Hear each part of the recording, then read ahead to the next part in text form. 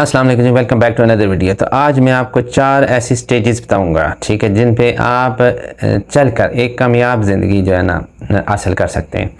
اسلامی point of view سے بتاؤں گا، ٹھیک ہے، جتنا میرا نالج ہے اس کے مطابق بتاؤں گا۔ اگر آپ کی سمجھ میں آتی ہے، آپ سنیں، اس پہ غور و فکر کریں، تو انشاءاللہ آپ کو اس میں بہت ساری ایسی چیزیں ملیں گی جو آپ سمجھ سکیں گے۔ کم سے کم آپ کا ذہن پازیٹیو ایک ڈائریکشن میں جائے گا۔ یہ ایک ایسا سوال ہے جس پہ ہم جا رہے ہیں کہ جو ہر انسان کو بے چین کیے رکھتا ہے کہ کامیابی کیا ہے اور اسے کیسے حاصل کیا جا سکتا ہے۔ ہمارا معاشرہ جو ہے بیسیکلی ہمیں کامیابی کا جو چمکدار تصورات دکھاتا ہے وہ اکثر دولت، شہرت، طاقت اور عیش و عشرت کے گرد گھومتے ہیں۔ میڈیا ہر روز ہمیں بتاتا ہے کہ فلاں گاڑی، فلاں بنگلہ، اچھا فلاں عہدہ ہی اصل کامیابی کی علامت ہے، لیکن پھر ہم دیکھتے ہیں کہ ان تمام مادی سہولتوں اور ظاہری کامیابیوں کے باوجود کتنے لوگ اندر سے خالی، بے چین، پریشان اور زندگی کے معنی تلاش کرتے نظر آتے ہیں۔ دولت کے انبار لگا لینے کے بعد بھی دل اور سکون نہیں پاتا، شہرت کی بلندیوں کو چھو لینے کے بعد بھی روح بھوکی رہ جاتی ہے۔ کیوں؟ کیا کامیابی کا کوئی حقیقی پائیدار اور اطمینان بخش پیمانہ بھی ہے؟ کیا کوئی ایسا نقشہ ہے جو نہ صرف دنیا میں باعزت زندگی گزارنے کا راستہ دکھائے بلکہ آخرت کی ابدی کامیابی کی بھی ضمانت پا سکے؟ جی ہاں، اسلام جو رب العالمین کا انسانیت کے لیے پسندیدہ دین ہے، ہمیں کامیابی کا ایک جامع، متوازن اور حقیقت پسندانہ جو ہے نا تصور دیتا ہے۔ یہ کامیابی صرف چند برسوں کی دنیاوی زندگی تک محدود نہیں بلکہ ایک لازوال سفر ہے جو اس دنیا سے شروع ہوتا ہے اور جنت کی بیع 5 نعمتوں پر جا کے پہنچتا ہے۔ قرآن مجید میں اللہ تعالیٰ نے اہل ایمان کے لیے کامیابی کی واضح تعریف کرتے ہوئے فرمایا کہ بے شک فلاح پا گیا وہ شخص جس نے تزکیہ کیا، نے آپ کو پاک کیا، اپنے رب کے نام کو یاد کیا اور پھر نماز پڑھی۔ یہ آیت ہمیں کامیابی کی سورۃ العلیٰ کی 14 اور 15 آیت ہے۔ اس لیکچر میں یہ آیت ہمیں کامیابی کے سفر کا بنیادی خاکہ دیتی ہے۔ ہم کامیابی کی 4 بنیادی مراحل پر تفصیل سے روشنی ڈالیں گے جو در حقیقت ایک مسلمان کی زندگی کو مکمل معنیت یعنی معنی دیتی ہے اور سکون، عزت اور آخرت میں نجات کی راہ پر گامزن کرتے ہیں۔ اور یہ کوئی خشک نظریہ نہیں بلکہ انبیاء علیہ السلام، صحابہ کرام رضوان اللہ اجمعین اور صالحین کے عملی نمونوں سے جڑا ہوا ایک زندہ قابل عمل فارمولہ ہے۔ کیا آپ تیار ہیں اپنی کامیابی کی تعریف بدلنے اور اس حقیقی فلاح کی منازل طے کرنے کے لیے جو اللہ اور اس کے رسول صلی اللہ علیہ وسلم نے ہمارے لیے پسند کی؟ تو چلتے ہیں اپنے اس سفر کی طرف۔ کامیابی کا سفر کبھی بھی بیرونی دنیا سے شروع نہیں ہوتا بلکہ یہ ہمارے اپنے اندر سے جنم لیتا ہے۔ تزکیہ نفس کامیابی کی 4 مراحل میں سب سے پہلا اور بنیادی ستون ہے۔ عربی زبان میں تزکیہ کے معنی پاکیزگی، صفائی اور نشو نما کے۔ یہ ایک ایسا عمل ہے جس میں انسان اپنے نفس سے ہمارا کی برائیوں کی خباثتوں، قدورتوں، غلط خواہشات اور منفی جذبات سے پاک صاف ہوتا ہے۔ اس کی جگہ اچھائیوں، پاکیزہ صفات، تقوی، اخلاص اور اللہ کی محبت کو پروان چڑھاتا ہے۔ قرآن مجید نے تزکیہ کو نہ صرف کامیابی کی شرط ٹھہرایا ہے جیسا کہ سورۃ اللہ کی آیت میں بتایا کہ بلکہ رسول صلی اللہ علیہ وسلم کی بعثت کا ایک بنیادی مقصد بھی قرار دیا ہے۔ وہی تو ہے جس نے امیوں میں انہی میں سے ایک رسول بھیجا جو ان پر اس کی آیتیں پڑھتا اور ان کا تزکیہ کرتا ہے اور انہیں کتاب اور حکمت کی تعلیم دیتا ہے، حالانکہ اس سے پہلے بھی یہ لوگ کھلی گمراہی میں تھے۔ سورۃ الجمعہ کی آیت نمبر 2 ہے۔ تزکیہ کیوں اتنا اہم ہے؟ اس لیے کہ جب تک ہمارا دل کفر، شرک اور تکبر، حسد، بغض، حرص، لالچ اور غیبت، چغل خوری، جھوٹ اور دیگر اخلاقی پیمانوں سے آلودہ رہے گا، ہم کبھی بھی حقیقی کامیابی کو نہیں پا سکتے۔ یہ گناہ اور برائیاں دل پر زنگ کی طرح چڑھ جاتی ہے جس سے اس کی صلاحیت یعنی کہ نور، بصیرت اور فیصلہ کرنے کی قوت، صبر، شکر کم ہو جاتی ہے۔ یہ ایک ناپاک دل دنیا کی چوک و چند میں حق کو پہچاننے، صحیح فیصلہ کرنے اور اللہ کی رضا کے مطابق عمل کرنے سے قاصر رہتا ہے۔ تزکیہ کا عمل دراصل اس زنگ کو صاف کرنے اور دل کو اللہ کی یاد، محبت اور خوف کے لیے تیار کرنے کا نام ہے۔ تزکیہ کرنے کا سب سے جو ذرائع وہ یہ ہے کہ علم نافع حاصل کرنا۔ سب سے پہلا قدم علم ہے جو قرآن و سنت کا علم، حلال حرام کا علم، اخلاقیات کا علم۔ بغیر علم کے تزکیہ ممکن نہیں۔ علم ہی ہمیں بتاتا ہے کہ کون سی بات یا عمل ہمیں پاک کرتی ہے اور کون سا گندہ کرتی ہے۔ رسول اللہ صلی اللہ علیہ وسلم نے فرمایا علم حاصل کرنا ہر مسلمان مرد و عورت پر فرض ہے۔ سنن ابی ماجہ کی حدیث ہے۔ دوسرا توبہ اور استغفار کی کثرت کرنا۔ انسان خطا کا پتلا ہے۔ تزکیہ کا مطلب ہوتا ہے خطا ہونا نہیں بلکہ خطا کے بعد فوری توبہ اور اللہ کی طرف رجوع کرنا ہے۔ استغفار دل کو صاف کرتا اور گناہوں کے اثرات کو مٹاتا ہے۔ اللہ تعالیٰ فرماتے ہیں اور تم سب اللہ کے حضور توبہ کرو اے مومنو تاکہ تم فلاح پا جاؤ۔ اور سچی توبہ میں گناہ اور ندامت اسے چھوڑ دینے کا عزم، اگر کسی کا حق مارا گیا ہو تو اسے ادا کرنے یا معاف کروانے کی کوشش شامل ہے، ٹھیک ہے۔ اور ذکر الہی جو ہے بیسیکلی وہ بھی ضروری ہوتا ہے۔ اللہ کا ذکر، زبان سے تسبیحات کرنا قلبی طور پر اس کی یاد اور دل کے زنگ آلودگی کو دور کرنے کا بہترین ذریعہ ہے۔ قرآن میں ہے کہ یاد کرو مجھ میں تمہیں یاد کروں گا۔ سورۃ بقرہ کی آیت نمبر 152 ہے۔ ذکر دل کو سکون دیتا ہے، اضطراب دور کرتا ہے اور اللہ سے تعلق کو مضبوط کرتا ہے۔ صبح شمس کی مسنون دعائیں، نماز کے بعد کی تسبیحات، عام اوقات میں سبحان اللہ، الحمدللہ، اللہ اکبر کا ورد، دل کی صفائی کا بہترین نسخہ ہے۔ نفس کا محاسبہ، روزانہ کچھ وقت اپنے اعمال، خیالات، نیتوں کا جو ہے نا جائزہ لینا، کہیں کوئی غلطی کوتاہی یا بری نیت نہیں تھی، اگر ہے تو فوری توبہ اور اصلاح کی کوشش کرے۔ حضرت عمر بن خطاب رضی اللہ عنہ فرماتے ہیں کہ اپنا محاسبہ کرو اس سے پہلے کہ تمہارا محاسبہ کیا جائے۔ مجاہدہ، نفس کی بری خواہشات، غصہ، شہوت، لالچ، سستی کے خلاف ڈٹ کے مقابلہ کرنا، یہ سب سے بڑا جہاد ہے۔ رسول اللہ صلی اللہ علیہ وسلم نے فرمایا کہ مکمل مجاہدہ وہ ہے جو اللہ کی راہ میں اپنے نفس اور خواہشات کے خلاف جہاد کرے۔ تنظیم شریف میں کہا گیا، اس کا مطلب یہ ہے کہ جب غصہ آئے تو پی جاؤ اس سے، جب حرام نظر آئے تو نگاہ جھکا لو، جب سستی چھائے تو نماز کے لیے اٹھ کھڑے ہو جاؤ۔ اور صالح محبت، یعنی کہ انسان پر اس کے دوستوں کا اخلاق کا گہرا اثر ہوتا ہے۔ بری صحبت تزکیے کی راہ میں سب سے بڑی رکاوٹ ہے۔ اچھے، نیک، اللہ والے اور علم والے لوگوں کی صحبت اختیار کرنا تزکیہ کے عمل کو تیز کر دیتا ہے۔ قرآن میں اور صبر کرتا رہے اور اپنے آپ کو ان لوگوں کے ساتھ جو صبح شام اپنے رب کو اس کی رضامندی کے اصول کے لیے پکارتے ہیں۔ سورۃ کہف کی آیت نمبر 28 ہے۔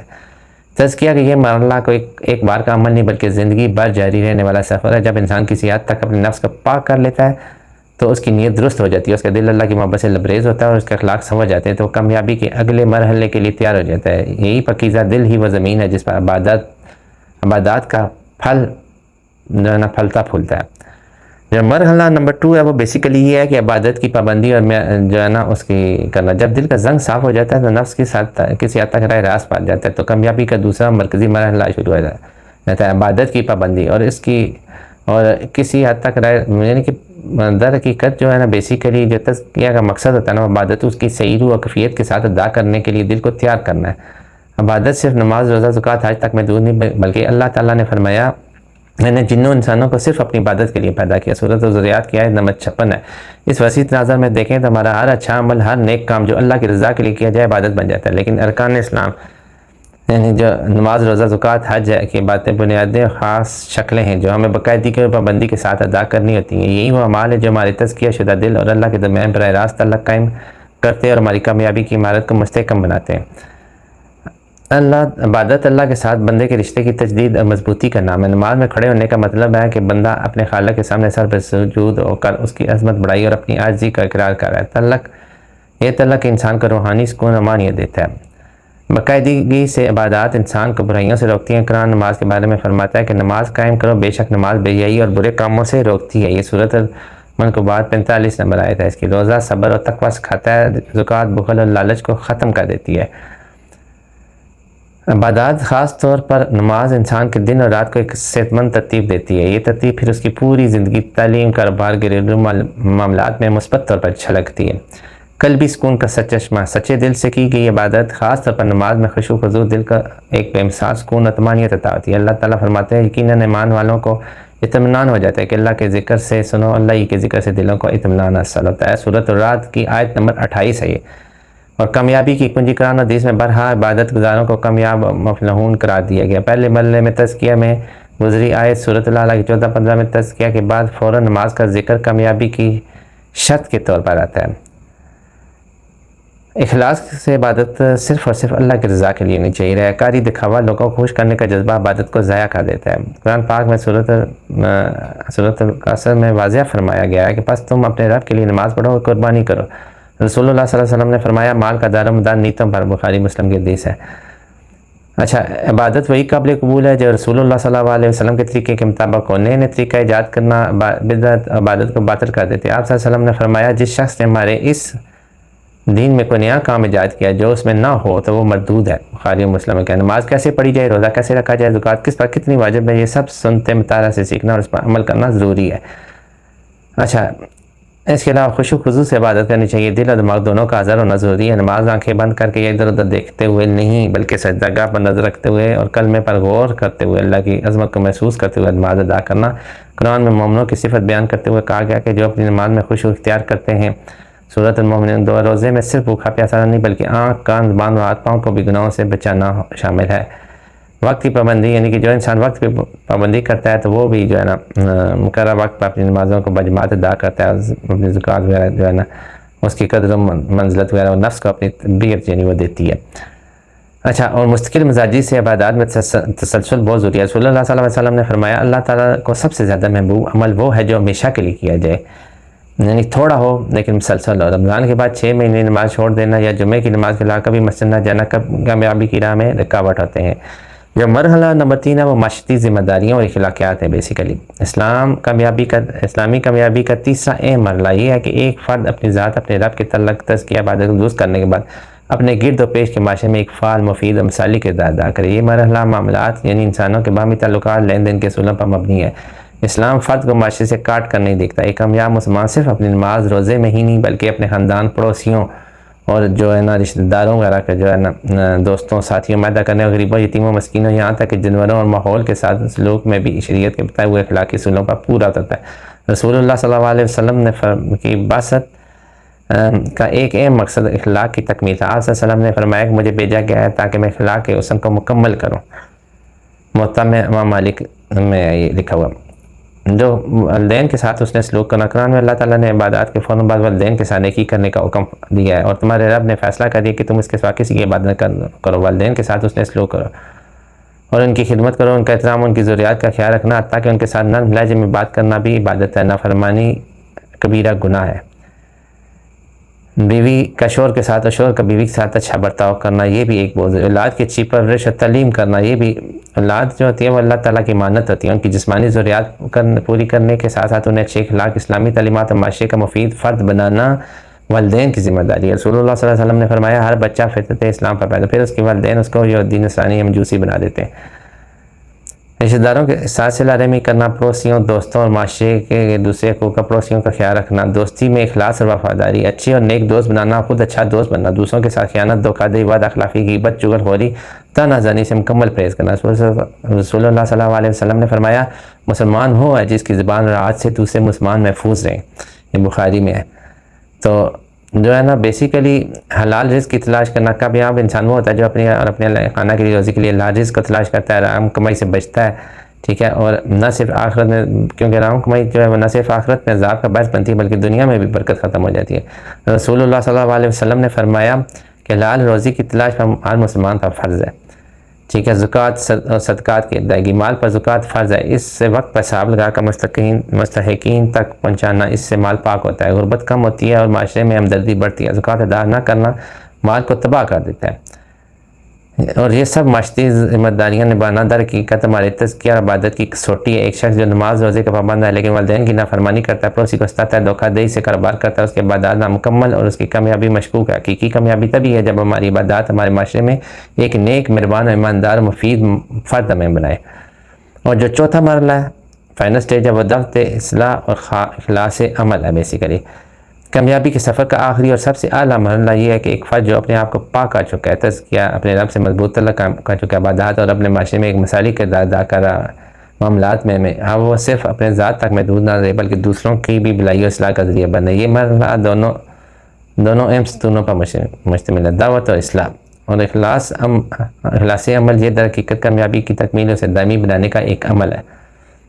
دعوت دینا یعنی اللہ کے دین کی طرف بلانا، مسلمانوں کو ان کے فرائض یاد دلانا، غیر مسلمانوں کو اسلام کی خوبصورتی سے روشناس کرانا، معاشرے میں پھیلی برائیوں کے خلاف آواز اٹھانا ایک مسلمان کی اہم ذمہ داری ہے. قرآن مجید میں اللہ تعالیٰ نے امت مسلمہ کو بہترین امت قرار دیا. اس کی وجہ یہی دعوت کا فریضہ بیان کیا ہے. تم بہترین امت ہو جو لوگوں کو اصلاح کے لیے نکالی گئی. تم نیکی کا حکم دیتے ہو اور برائی سے روکتے ہو اور اللہ پر ایمان رکھتے ہو. سورۃ آل عمران کی جو آیت نمبر 110 ہے، رسول اللہ صلی اللہ علیہ وسلم کا ارشاد ہے کہ تم میں سے جو کوئی برائی دیکھے تو اسے چاہیے کہ آج سے بدل دے.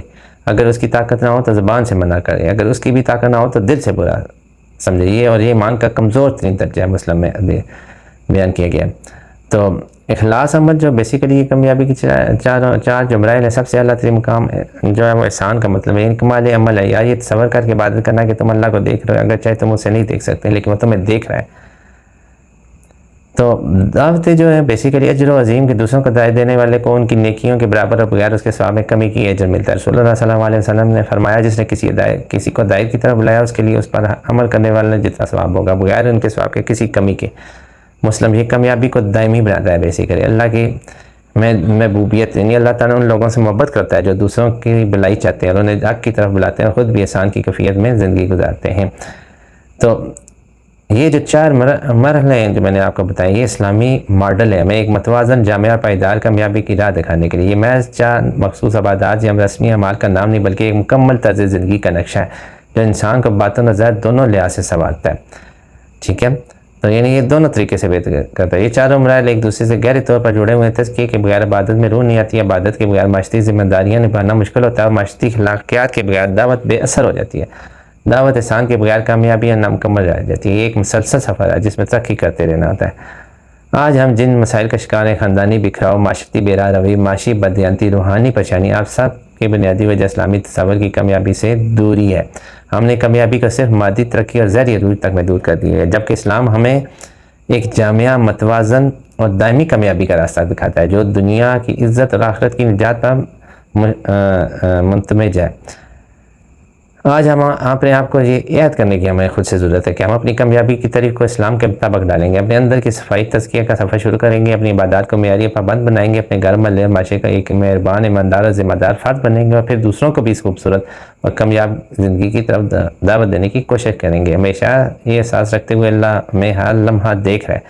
اللہ رب العزت ہم سب کو ان چاروں مرحلے پر چلنے کی توفیق عطا فرمائے. ہمیں اپنے نفس کی اصلاح کرنے اور اپنے عبادات کو سنوارنے, اور اپنے معاملات درست کرنے اور دوسروں کی بھلائی کے لیے کام کرنے کی ہمت اور استقامت دے. ہمیں دنیا اور آخرت دونوں جانوں میں کی فلاح و کامیابی سے نوازے. آمین ثم آمین.